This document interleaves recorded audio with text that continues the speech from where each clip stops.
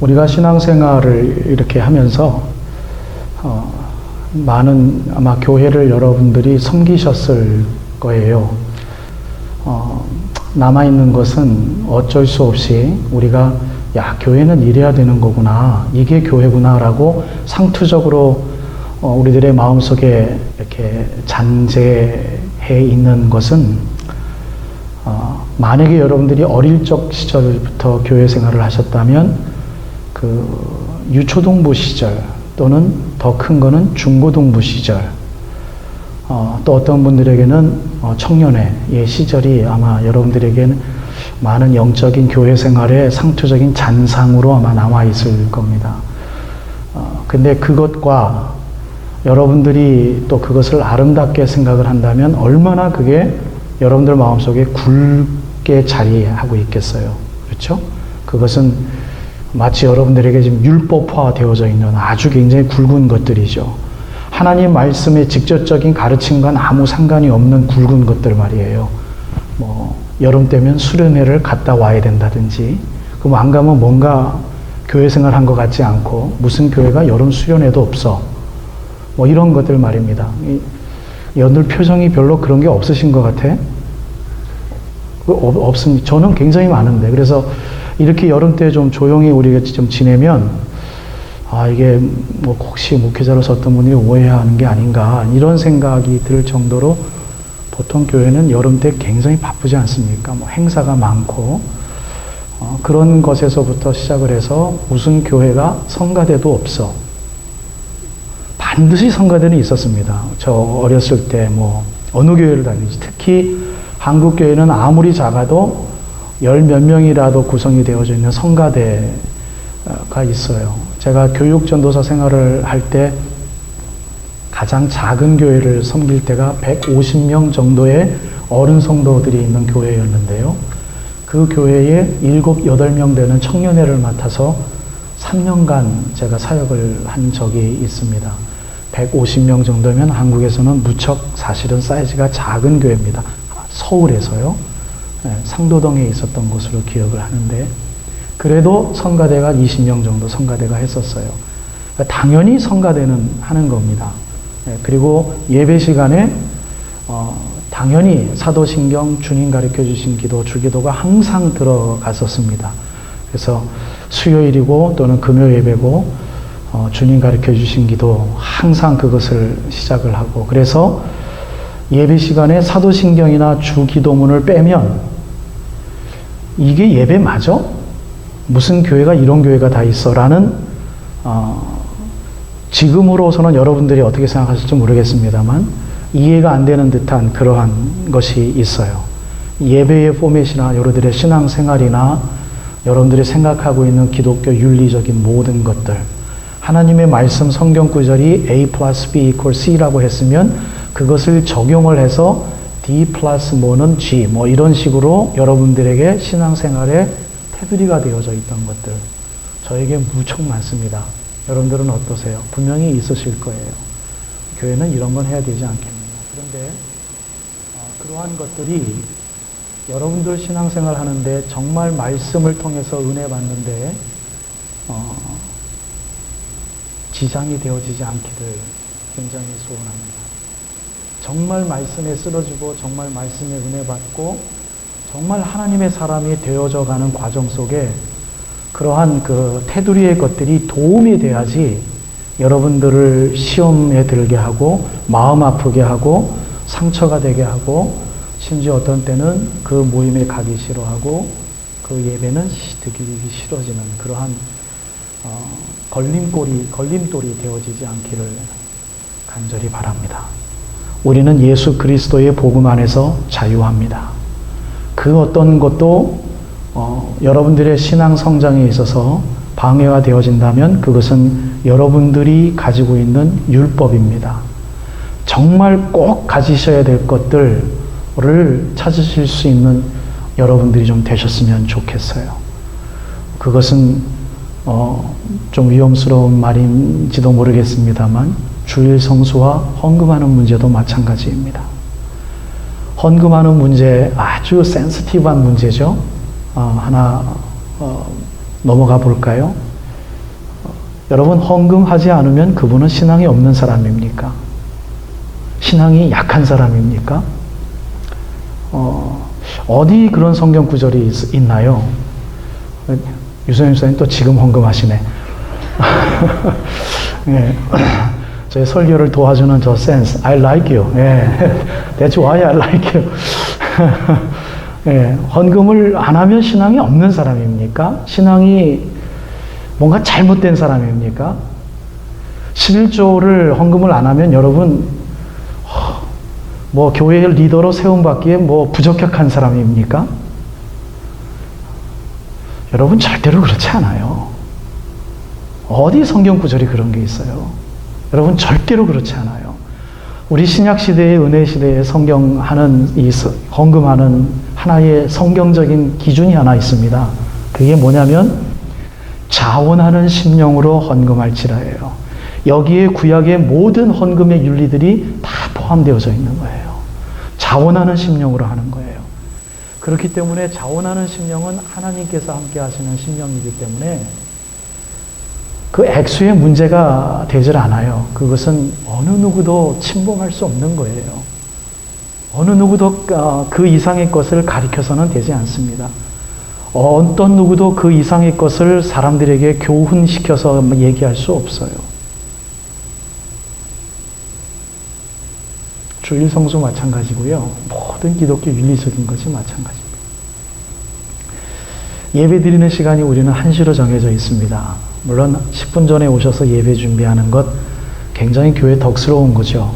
저도 그렇게 가르쳐야 되고 저 또한 교회 일찍 와서 예배 준비를 하는 것 저에게는 굉장히 큰 예배입니다. 어떤 의미에서는 예배 인도를 하는 이 1시간의 목사로서의 잡보다도 1시간, 1시간 반 일찍 나와서 예배 준비를 하는 그것이 저에게는 더 큰 예배의 행위입니다. 예배 시간 물론 정해져 있죠. 우리가 지키고 참 중요하죠. 그런데 어떤 분들이 정말 어떤 상황 속에서 5분이 늦고 10분이 늦을 수 있어요. 그런데 우리는 그 시간에 엄수하라는 것에 어릴 적부터 일본식 교육을 받아와서 그 사람을 이해하지 못하고 왜 늦었는지 이유를 전혀 들어보지도 않고 그 사람을 항상 늦는 사람 이렇게 낙인을 찍어버리는 경우가 우리는 허다합니다. 우리는 그런 것에서 남들을 정죄할 수 있는 특권이 없습니다.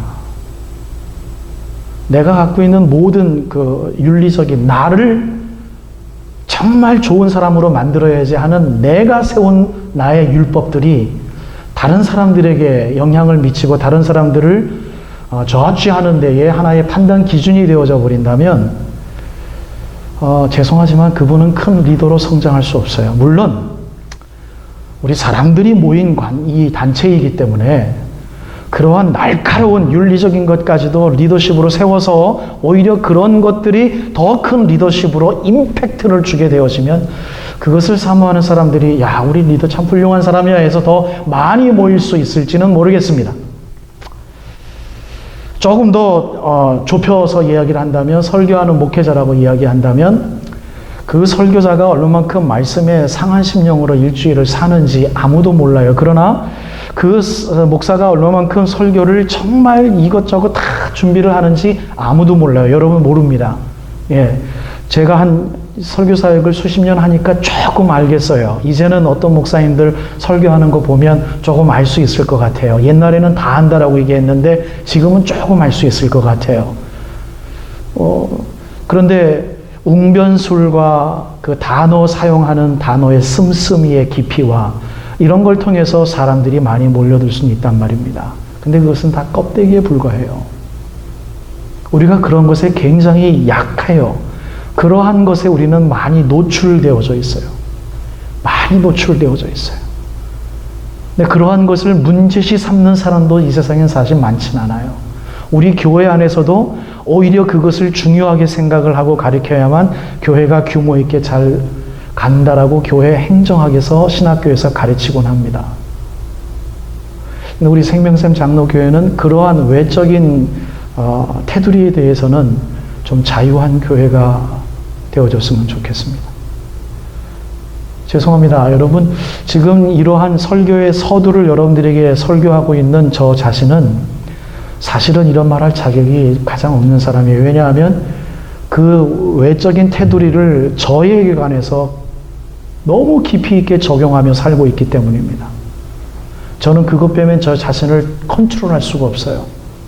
하나님 말씀의 능력으로 생활에 좀 자유하면 좋겠는데 그 복음의 능력을 제가 아직 발휘하고 있질 않아요. 그만큼 악해요. 연약해요. 내가 나에게 스스로 나를 얽어맬 수 있는 율법을 만들어 놔야만 저는 그 내 스스로를 향한 리더십을 통해서 내 자신이 일주일 동안 굴러가는 걸 제가 알기 때문입니다. 그러나 만약에 그러한 것들을 남에게 적용한다면 하나의 조직체를 훌륭한 리더로 어떻게 하면 섬길 수 있을까 하는 모임이라면 저를 개인적으로 좋아하는 리더들이 많이 모일 수 있겠지만 저는 교회는 그렇게 목회하고 싶은 생각이 전혀 없습니다. 그야말로 하나님이 통치하시는 여러분들이 됐으면 좋겠고요. 정말 하나님의 이 복음 안에서 정말 자유할 수 있는 여러분들 됐으면 좋겠고요. 그 능력을 여러분들이 마음껏 누리시고 그러한 교회를 남들에게 자랑할 수 있기를 간절히 바랍니다. 이것을 구체적으로 하나 더 예를 들기 위해서 오늘 있었던 저의 마음을 하나 소개하고 오늘 본문으로 들어갈게요. 우리가 천천히 이제 예배 음악을 시작하지 않습니까? 이 예배 음악은 굉장히 민감한 부분이에요. 여러분들에게. 굉장히 민감한 부분이에요. 저에 있어서의 이 교회 음악, 목회의 한 부분 굉장히 저한테는 중요합니다. 정말 중요합니다. 하고 싶어요. 잘하고 싶어요. 그 논리를 아마 공부를 해서 그런 것 같아요. 티어리를. 정말 잘하고 싶어요. 근데 정말 잘하고 싶은 것에서 그 행정적인 거 빼면 이 교회 음악은 시체거든요. 그 행정적인 것 하나 일례를 들까요? 오늘 중창하시는 분들이 제가 알아듣기로는 12시 반에 모여서 연습하기로 했습니다. 근데 12시 반에 오신 분들이 사실은 한두 분밖에 없어요. 그러면 내가 담임 목회자로서 이분들에게 뭐라고 교훈의 말씀을 드려야 될까 생각을 했어요. 10분, 15분 지나가면서 뭐라고 왜? 잘하고 싶으니까. 대충 시작하고 싶진 않아요. 잘하고 싶어요. 모여서 30분에 모이기로 시작했다. 물론 성가대가 조직이 돼가지고 정말 요이 땅 하면 행정이 밑받침이 돼야 되죠. 행정이 밑받침이 돼야 될 시스템이 됐을 때 행정이 밑받침이 되는 건 그건 그렇게 훌륭한 게 아니에요. 그러나 시작하기 전에 준비 운동을 하는 우리가 그런 것에 최선을 다할 때 얼마나 좋겠는가 하는 바람이 없지 않아 있어요. 제가 말씀드렸잖아요. 저는 그런 것에 굉장히 민감한 사람입니다. 그런데 그것이 어떻게 해요? 개인적인 율법으로 남들을 판단해서는 안 되는 개인적인 관계가 또 있기 때문에 오늘도 많이 말을 아꼈습니다. 그러면 여러분 오늘 6분이 찬양을 했어요. 노래를 했어요. 한두 번 맞춰보고 창수 집사님이 이렇게 음악적인 기교를 몇 가지 터치하시는 거 듣고 왔어요. 최소한의 것을 건드리고 오늘 찬양을 했어요. 그런데 저의 개인적인 음악의 리더십으로 봤을 때는 뭐 한 40점, 30점에 불과합니다. 행정적인 모든 것들이. 그리고 여성분들이 앞으로 만약에 여성 중창을 위해서 여성 중창단을 만들어서 일주일에 한 번씩 꾸준히 연습하면 얼마나 놀라운 음악성을 발휘할까요? 여러분 소리가 독창하는 건 몰라도 단 둘이 중창하는 것도요. 1년 동안 친구들이 두 친구가 모여서 계속해서 노래 연습을 하면요. 엄청난 중창이 되는 거예요. 소리가 모여서 매주 연습하면요. 깎일 거 깎이고 올라갈 거 올라가고 엄청난 합창단이 되는 겁니다. 근데 오늘 처음 한 거잖아요. 잘했으면 좋겠죠. 음악적으로, 행정적으로 잘 나갔으면 좋겠죠. 영적으로 10분 전에 미리 와가지고 몇몇 사람들 뭐 오는 사람들 섬기기 위해서 찬물도 준비하고 어떤 사람은 기도로도 준비하고 했으면 좋겠죠. 저의 준비성이에요. 오늘 중창을 위한. 근데 제가 만약에 그러한 준비적인 것을 가지고 오늘 6명 분들에게 교훈을 했다면 저는 오늘 실수한 것 같아요. 그런데 오늘 저는 말을 아꼈습니다. 왜냐하면 시작이고 그리고 주님을 사랑하는 마음이 더 앞서야 되겠기에 많이 성가대에 활동을 해본 분들이지만 앞으로 천천히 해가고 정말 중요한 것을 저분들이 잡기를 원하는 마음에서 말을 아꼈습니다. 여러분, 어릴 적부터요, 주님 사랑하는 것을 공부받지를 못했어요. 여러분 어떠세요? 주님을 정말 찾는 것 공부받지 못했어요. 정말 그것으로 학습받지 못했어요. 그것의 하나의 내부적인 것, 일찍 와라, 예배 드려야 된다, 이런 걸 배웠지요. 정말 주님 만나는 것에 대해서 애통해하는 마음, 제가 속한 교단에서, 제가 속한 교회에서는 제가 공부를 받지를 못했습니다. 뼈다귀를 배웠어요. 겉대기를. 그리고 그것은 제가 혼자 공부했고요. 심지어 신학대학원 졸업할 때조차도 그것의 중요성을 그렇게 심도 있게 제가 하나님 앞에 터치를 받지를 못했어요. 그런데 이제 50이 넘어가면서 정말로 이제 인생에 조금 철이 든 이때에 생각을 하니 사실은 그게 그렇게 중요한 것들이 아니더라는 것을 하나둘씩 깨달아갑니다. 예수님 만났으면 좋겠어요. 다른 거 필요 없어요. 일하는 거, 제가 며칠 전에 굉장히 위험스러운 말 하고 여러분들에게 설교 마쳤잖아요. 기억되십니까? 일하는 거 아무 소용없어요. 아무 소용없어요. 교회를 섬기고 덕을 끼치는데 하나님께서 분명히 도구로 쓰시는 건 사실이지만 하나님을 만나는 그러한 과정 속에서 일하는 것 하나님이 그렇게 중요하게 생각하지 않으셔요.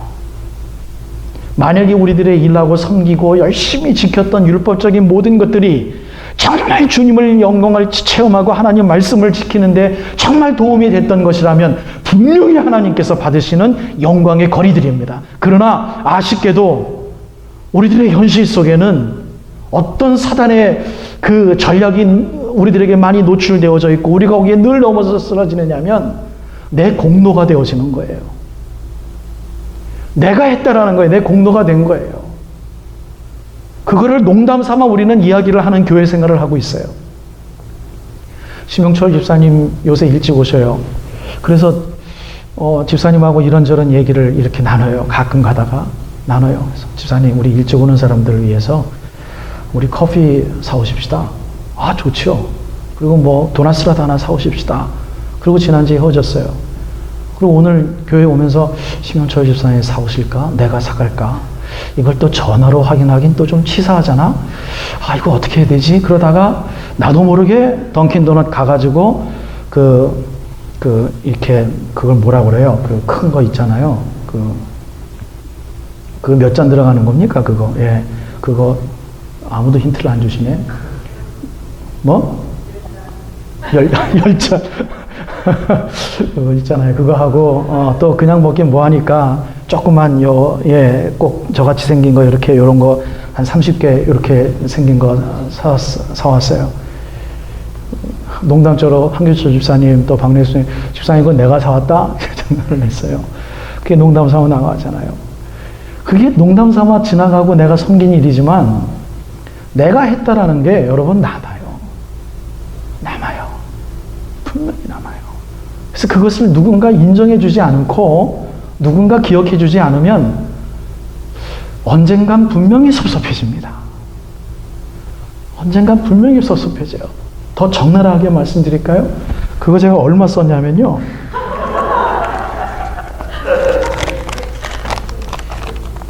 (28불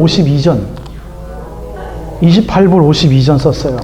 결국 나중에 가서 제가 하나님과의 관계에서 남는 것은요, 제가 한 거예요. 나중에 이제 제가 어카운트 정리하잖아요. 그러면 이제 오늘 28불 32전 쓴 거 제가 갖다 써요. 아, 오늘 섬기니까 참 기분이 좋으네. 다음 주에 심용철 집사님 차례입니다. 그러고 말을 남기고 왔으니 다행이지. 참 기분이 좋네. 그러면 날짜가 지나가죠. 단돈 10불이 아까울 때. 내가 그때 왜 돈을 28불을 썼지? 그 생각 제가 들까요? 안 들까요? 들어요. 반드시 든다고요. 그게 여러분 하나님한테 얼마나 큰 그 죄라고까지 말씀드리긴 자신이 없습니다만 못된 모습인지 부족한 모습인지 아십니까? 섬길 때는 섬길 때라고 자기가 썼는데 나중에 그게 아쉬울 때는 그게 아까워지는 거예요. 여러분 그 10불, 20불에 아까운 거 여러분들 혹시 아셔요? 여러분들 그 정도로 가난하진 않잖아? 그렇잖아요? 저는 어떨 땐 그래요. 오늘 애들 맥도날드 사주려고 그랬는데 어카운트에서 쓰자니 별로 남진 않았고 캐시로 쓰자니 없네? 이럴 때 이때니까요. 그럴 땐 그때 30불 돈 내가 왜 썼지? 심영철 집사님 지가 좀 사오지, 나한테 전화도 주지, 이런 마음 든다니까요. 여러분 그게 아무것도 아니지만 그 마음으로 우리가 예배를 매주일 드리고 있는 거예요. 그러니 예배 드리고 11조 헌금하고 사람들 섬기기 위해서 시간 지키고 하는 게 어떨 때는 참 기분 좋고 참 훌륭한 교회 생활인 것 같지만 정말 하나님의 섭리와 하나님의 인도하심에 대해서 이거 내가 요번 때 쓸 데가 없네. 28불? 뭐 그때 하나님께서 또 채워주시겠지? 이런 마음으로 1년에 연두다 가면 얼마나 감사하겠어요. 그런데 그때 내가 왜 썼지? 그분을 왜 내가 섬겼지? 그때 괜히 더 10불을 더 내가 왜 그렇게 때 넘쳤지? 왜 내가 10불, 20불 돈을 더 엑스트라로 막 그 팁을 줬지? 막 이런 마음 든다면 하나님의 인도하심에 대해서 섭섭하다는 거 아닙니까? 예배 드려봤자 무슨 소용이 있겠어요? 이 한 시간 동안. 여러분 그렇지 않습니까? 그 마음을 컨트롤하고 하나님 감사합니다 이런 마음 없애기 위해서 우리가 예배를 드리고 성경을 읽고 성경 공부하고 기도해야 하고 친교를 나누는 건데 실질적인 예배의 구체적인 삶 속에서 그러한 그 자기의 절제, 인내, 하나님께 감사하는 그러한 업데이트되는 우리들의 신앙의 성장이 없다면 여러분 헌금하고 예배 드리는 게 무슨 의미가 있겠습니까? 제가 여러분들에게 지금 그 말씀 드리고 있는 것이에요. 오늘 시편은 1편은 시편이 굉장히 길지 않습니까? 그것에 대한 서론이에요. 결론이에요. 굉장히 중요한 말씀이에요. 복 있는 사람에 대해서 이야기합니다. 근데 여러분 얼마나 성경책이 완벽합니까? 예수님의 첫 번째의 공동의 대중 목회 사역에 있어서 첫 번째 말씀 사역의 제목이 뭐였습니까? 복 있는 사람이에요. 마태복음 5장에 나오는 팔복에 대한 거예요. 복 있는 자는 온유한 자니 복 있는 자는 뭐 하는 자니 복 있는 자는 나중에 가서 핍박을 즐거워하는 자니 하늘에 상이 있습니다. 그런데 이 성경책의 찬양의 식기에 전형적인 대서사시라고 할 수 있는 시편의 서론이요, 본론이요, 결론이라고 얘기할 수 있는 것을 축약해서 그래서 아마 저자가 누군지 신학학자들이 밝히지 못하고 있는 것 같아요. 복 있는 사람은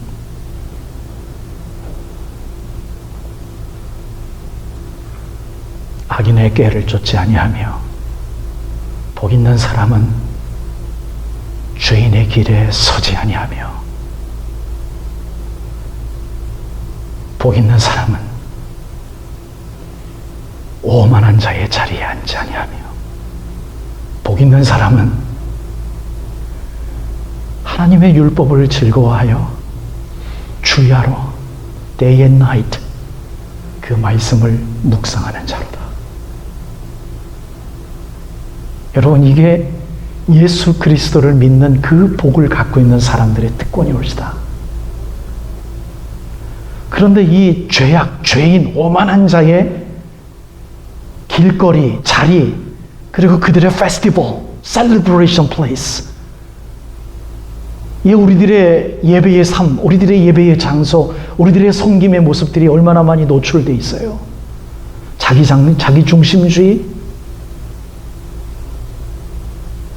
공로사상주의, 물질 만능주의, 이런 것들이 수두룩하게 노출되어져 있잖아요. 그곳에서 우리는 주님을 찬양하고 있어요. 그런데 정말 복 있는 사람은 그러한 중상모략과 그러한 세상적인 철학에 젖어 있지 않기 위해서 여호와 하나님의 말씀을 좋아하는 사람이라고 표현합니다.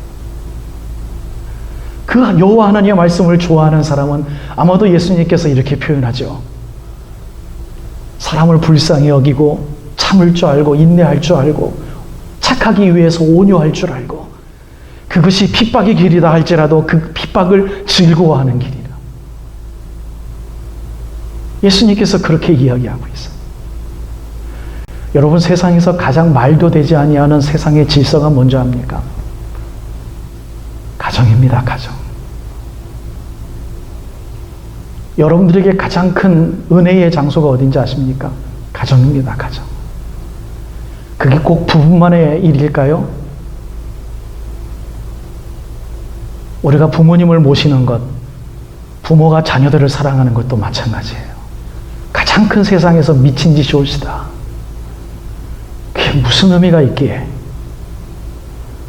꿋꿋하게 참고 살고 꿋꿋하게 인내하고 살고 그 무슨 의미가 있기에 그들을 위하여 돈을 벌고 그들을 위하여 빨래하며 음식을 합니까?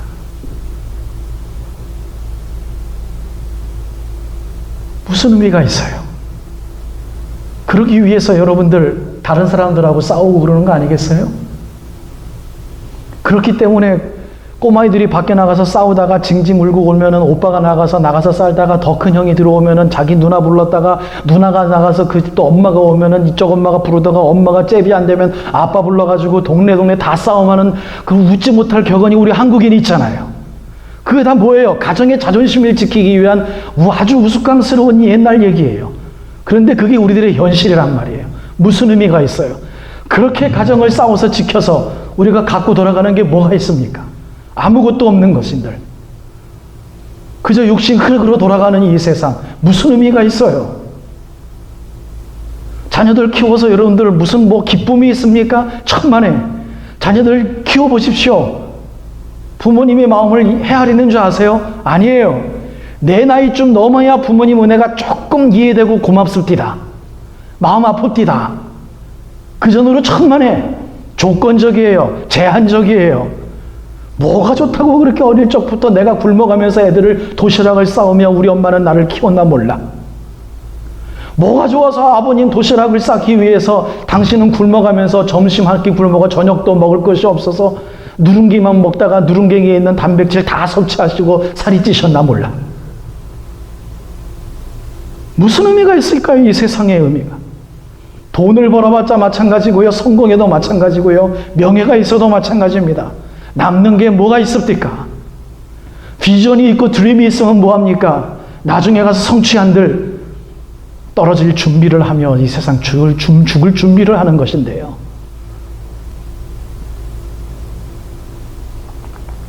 그것을 굳건히 믿고 이 말씀을 그대로 지키다 하나님 나라에 간 분이 한 분 계십니다. 그분은 세상 사람들과 어울리려고 많이 노력을 했어요.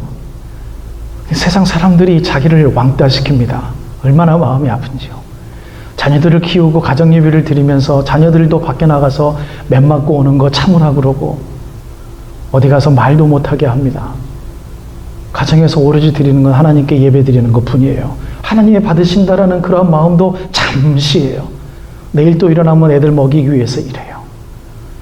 남들하고 가서 어울리려고 그러는데 예수 믿는다는 것 때문에 도저히 어울릴 수가 없어요. 예수를 전파해도 한계가 있어요. 지쳐버립니다. 그때 한순간 통곡하며 울어요. 그때 하나님께서 그에게 말씀하십니다. 사랑하는 나의 아들아, 이 세상의 죄악이 너무나 관영하였다.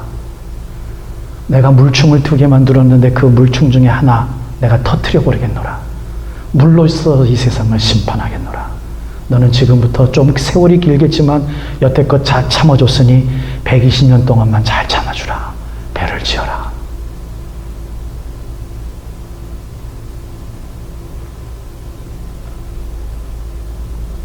홍수가 나면, 물이 넘치면 어떤 현상이 일어날지 이분은 알지 못했어요. 어떤 현상이라는 걸 지금 같으면 유튜브를 통해서 알면 뭘 좀 튼튼하게 질걸, 뭘 좀 어떻게 할걸 아무 아이디어가 없었어요. 하나님께서 구체적으로 지으라는 방법을 순종하면서 그대로 그냥 하나하나 짓고 하나하나 짓는 데 또 얼마나 큰 핍박이 있고 애들의 불순종이 있고 자기 사랑하는 아내의 욥도 욥한테도 그랬잖아요. 하나님 저주하고 너도 죽어라 그랬잖아요. 이 노아의 와이프도 순종했을까요? 잘 순종해서 도와줬을까요? 내조했을까요? I don't think so. 하나님이 그에게만 나타나셔서 자기도 알지 모르는 그 홍수를 예비했어요. 알지도 못해요. 하나님의 율법 성경책이 우리들에게 이야기합니다. 내가 다시 오겠노라. 예수님께서 하십니다. 내가 다시 오노라. 분명히 약속한다. I promise you. 그때까지 참아라. 분명히 다시 온다. 그때 다시 올 때 말씀대로 순종하고 행하는 자를 내가 데리고 가리라. 그것을 우리들에게 믿음으로 주셨어요. 여러분, 우리는 노아와 똑같습니다. 마지막 심판날 나팔 소리가 울릴 때 우리는 어떤 상황이 벌어질지 몰라요. 그러나 믿는 믿음뿐이에요. 얼마나 그러니 우리 외로워요. 힘들어요. 여러분, 하나님의 말씀을 붙잡고 사십시오. 오늘도 본질을 말씀드리고 마칩니다. 그 하나님 말씀을 붙잡고 사는 사람들, 그 말씀을 통하여 우리들에게 신의 물을 공급해 주신다고 하셨습니다. 우리는 그것을 먹을 때마다 나도 잘 몰라요. 내가 토마토 열렸으면 좋겠다. 오늘은 사과 좀 열렸으면 좋겠다 하고 뭘 바라는 열매가 아니에요. 말씀을 먹다 보니 나도 모르게 사과가 맺어지고 나도 모르게 바나나가 맺어지고 그런 거예요. 시절을 따라 과일을 맺게 하시는 거예요. 그에게 하나님께서 마지막 상급을 주시고 마지막 결실을 주신답니다. 마지막 하나님 나라를 우리들에게 주신다는 거예요.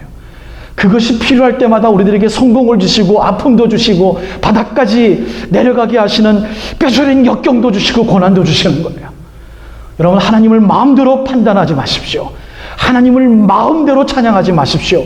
두렵고 떨리는 마음으로 내가 주님을 찬양할 수 있는 자격이 있는가? 마음속 깊이 있는 마음으로 찬송하시고 묵상하십시오. 여러분, 껍데기의 것으로 하나님을 즐거워하지 마십시오. 주님의 복음으로 즐거워하세요. 내 마음속에 살아 움직이시는 하나님을 느낄 수 없는데도 불구하고 기뻐하는 척하며 살지 마세요. 오늘 하나님의 영광을 만나지 못했다면 여러분들 괴로워하실 줄 아는 영성의 깊이가 있기를 주님의 이름으로 축복해요. 너무나 괴로워서 하나님, 내가 나의 마음에 평안을 주시지 않으면 내가 잠을 못 자겠나이다. 매 밤중마다 내가 주님을 만나기 위하여 내가 쓸쓸한 마음, 내가 참지 못하여 흘리는 눈물이 하나님 아버지 내 요를 적시나이다. 여러분, 그 영성으로 사셔야 됩니다. 여러분, 주님 보이지 않아요. 음성 들리지 아니하여. 함부로 주님을 예배하지 마십시다. 여러분, 정말 상한 심령으로, 하지만 주님이 주시는 그 기쁨, 그거 하나 찾을 때마다 주님, 이것 때문에 내가 오늘도 예배드립니다. 이것 때문에 내가 오늘도 시편을 읽습니다. 하나님, 진정한 예수 그리스도를 만날 수 있는 기쁨의 눈물을 하나님 매일 허락해 주세요. 그러한 예수 그리스도의 진정한 복음을 꼭 찾으셔서 여러분들이 여러분들의 껍데기 것을 창조하세요. 그리고 여러분들을 지키세요. 그러면 되는 거예요. 남들 얘기하지 마세요. 여러분들 것 지키시면 되는 거예요.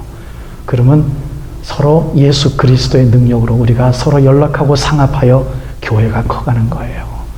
눈이 귀를 욕할 수 없어요. 발바닥이 손바닥 욕할 수 없어요. 내가 발바닥이면 그 몸인 예수 그리스도의 교회가 잘 걸어갈 수 있도록 꾸준히 걸어가 주면 되는 겁니다. 내 손이 음식의 소질이 있으면 꾸준히 그냥 음식하면 되는 겁니다. 내 눈으로 봤을 때 음식이 맛없다고 내 눈이 음식 탓을 하렵니까? 아니에요. 그거는 손가락 것이에요. 내 눈은 교회가 하나님의 영광을 바라볼 수 있도록 내 눈이 떠주면 되는 거예요. 여러분들의 뼈다귀, 여러분들의 껍데기, 여러분들 거예요. 그 마음속 위에 우리들의 공통 분모, 예수 그리스도의 죽음, 고난, 부활, 승리, 그것으로 우리 정말 멋있는 교회 일구어 나가시기를 주님의 이름으로 축복합니다.